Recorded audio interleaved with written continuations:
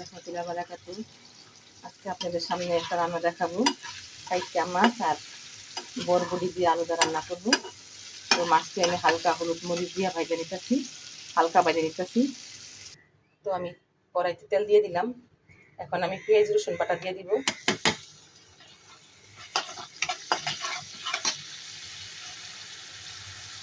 পরিমাণ মতন তেল, পেঁয়াজ রসুন বাটা দিয়া এখন আমি দিয়ে দেবো 1 চামচ হলুদের পাতি, পরিমাণ মতন মরিচের পাতি, 1 চামচ ধনিয়ার গুঁড়া,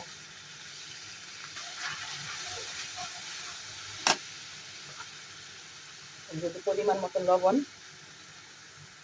এখন অল্প একটু পানি দিয়ে দিব যাতে মশলা না পুড়ে যায়।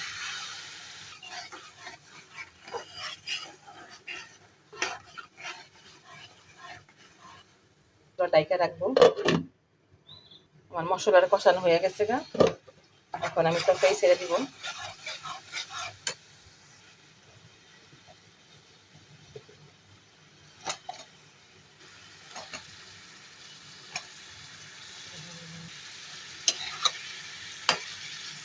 ভালো করে কষায় নিতে তরকারিটা। ভাবতেছি এক সপ্তাহ আর কোনো গোস্ত খামো না, সবজি খামো, খালি মাছ খামো।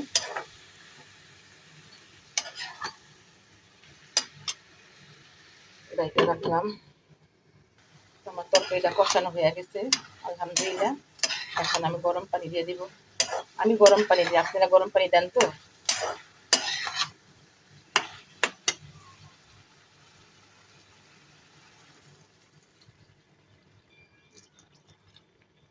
আমি কষানো মাছগুলো দিয়ে দিব।